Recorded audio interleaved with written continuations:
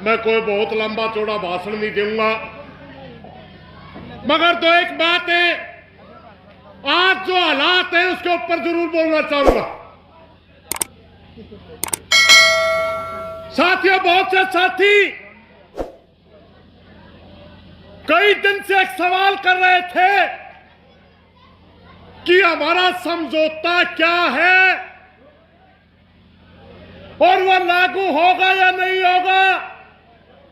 और मेरे से भी विशेष फोन करके कई भाई कहा कर दे, मैं तेरा चेहरा नहीं दिखता कई दिन से, तू है कड़े। मैं सबसे पहले उसी बात का जवाब दूंगा भाइयों, इन भाइयों ने जबरदस्ती करके जो मेरे को सम्मान तो किया, मगर मैं सम्मान आज तक लेना नहीं चाहा करता, क्योंकि सम्मान नेताओं का होता है। मैं नेता नहीं हूं, किसानों के बीच काम करने वाला एक कार्यकर्ता हूं, इसलिए मैं सम्मान नहीं लिया करता। मगर एक नई परंपरा कुछ साथियों ने डाल दी, हमने भी उसमें बहना पड़ा। बात यह साथियों, जो हरियाणा सरकार की एक्टिविटी है, जो हरियाणा सरकार जो भाषा बोलती है, जो मुख्यमंत्री का बयान है, जो दुष्यंत चौटाला डिप्टी मुख्यमंत्री का बयान है, मैं उनसे संतुष्ट नहीं हूं। इसलिए घर था भाइयों, क्योंकि वो हमारे किसानों के ऊपर जितने मुकदमे किए गए थे उनको कैटेगरी में बांटते, वो अच्छा बड़ा मुकदमे के हिसाब से बोलते, और हमारे नेता उसके ऊपर आपत्ति नहीं कर रहे।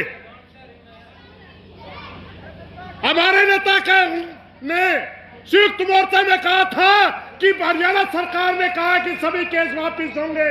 उसी दिन मुख्यमंत्री का बयान आया था कि केस की स्थिति देखी जाएगी कोर्ट में या बाहर है, केस की धारा देखी जाएगी।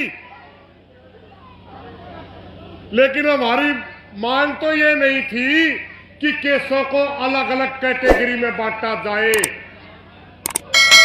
ध्यान से सुन ले हरियाणा सरकार, हमें पता है जो 3 तारीख को आपने खेल खेला, 26 किसान नेता हरियाणा के एक साथ थे, और हमने कहा था कि अगर बात होगी सबके साथ होगी।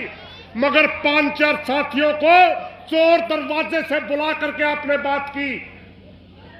कोई फर्क नहीं पड़ता आपने किससे बात की, कोई फर्क नहीं पड़ता आपने क्या बात की।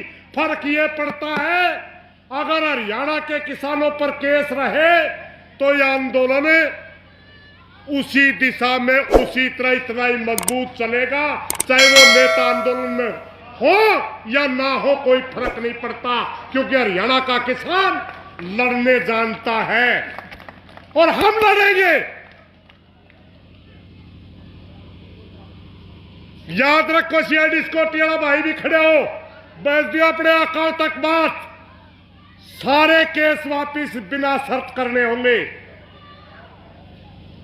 जितने शहीद हुए सबको बगैर इंक्वायरी को मुआवजा देना होगा, सबको नौकरी देनी होगी।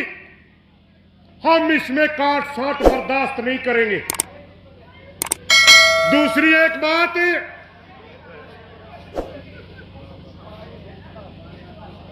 कल की मीडिया में खड़े भैया का फोन आ लिया, एक भाई ने पार्टी का नाम धर दिया।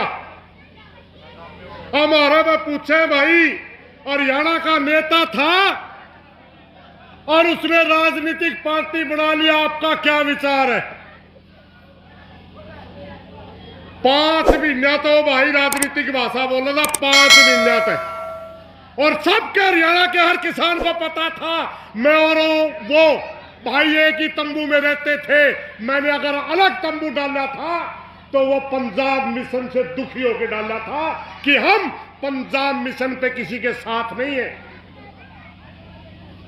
बात रही पार्टी बनाने की, अगर उस भाई ने पार्टी बनाई, उसकी इच्छा है, राजनीति में कोई भी साथी जा सकता है, यह प्रजातांत्रिक देश है, कोई इलेक्शन लड़ सकता है, कोई पार्टी बना सकता है, मगर संयुक्त मोर्चे का किसी पार्टी से कोई लेना देना नहीं है। अगर उस भाई ने पार्टी चलानी है, पार्टी चलाए, शौक से चलाए, संयुक्त मोर्चा से इस्तीफा दे के चलाए। संयुक्त मोर्चा में आपके लिए कोई जगह नहीं अगर राजनीति करोगे तो। अगर राजनीतिक लोग मोर्चा में आने लगे तो भूपेंद्र सिंह हुड्डा, कुमारी शैलजा, रवि सिंह चौटाला का क्या कसूर है भाई? वो भी मोर्चा में आएंगे। फिर तो कैप्टन अमरिंदर का क्या कसूर हो, वो मोर्चा में होगा? नहीं, ऐसा नहीं होगा। संयुक्त मोर्चा गैर राजनीतिक था, संयुक्त मोर्चा गैर राजनीतिक है और संयुक्त मोर्चा गैर राजनीतिक रहेगा। अगर किसी भाई ने इलेक्शन लड़ने का शौक है, शौक से लड़ सकता है, हमें कोई आपत्ति नहीं, मगर मोर्चे में उनके लिए जगह नहीं है।